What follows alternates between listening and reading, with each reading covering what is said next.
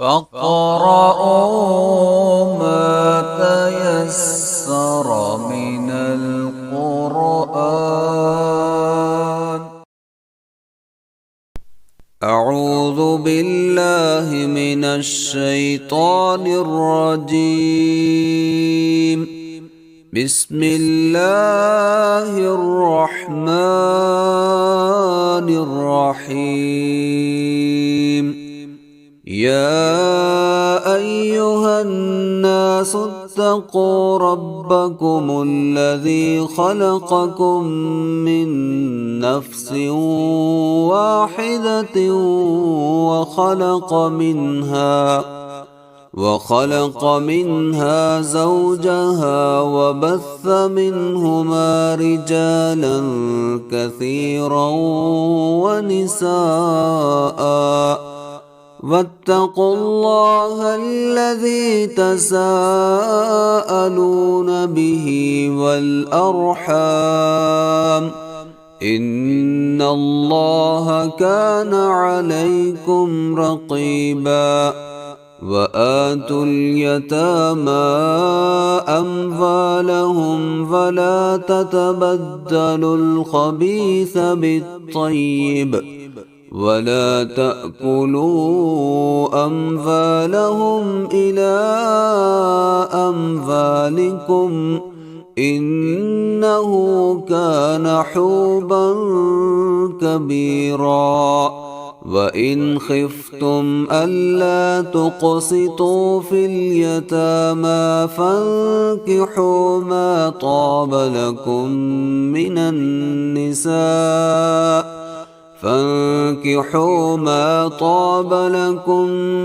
النساء مثنى وثلاث ورباع، فإن خفتم ألا تعدلوا فواحدة أو ما ملكت أيمانكم، ذلك أدنى ألا تعولوا.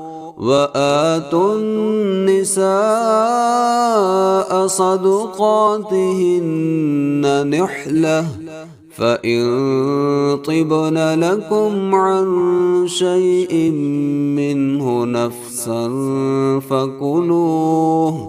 فكلوه هنيئا مريئا.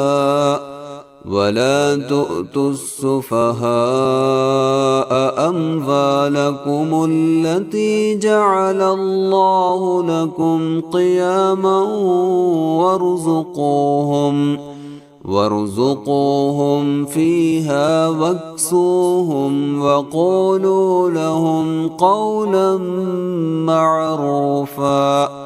وابتلوا اليتامى حتى إذا بلغوا النكاح، فإن آنستم منهم رشدا فادفعوا إليهم أموالهم، ولا تأكلوها إسرافا وبدارا أن يكبروا.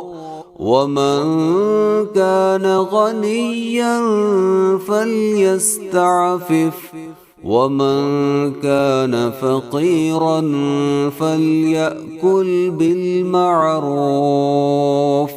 فإذا دفعتم إليهم أموالهم فأشهدوا عليهم، وكفى بالله حسيبا.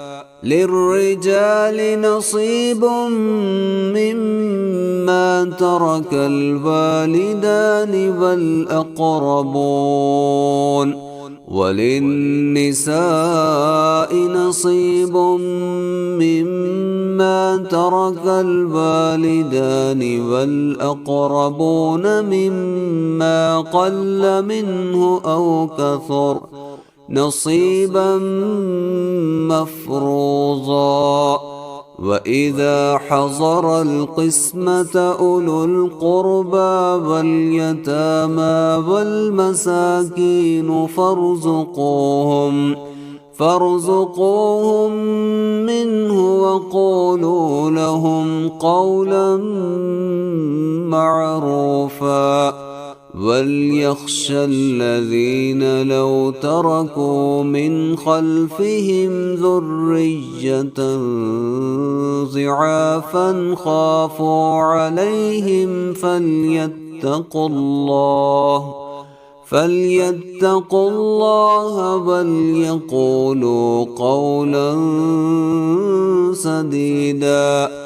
إن الذين يأكلون أموال اليتامى ظلما إنما يأكلون في بطونهم نارا وسيصلون سعيرا.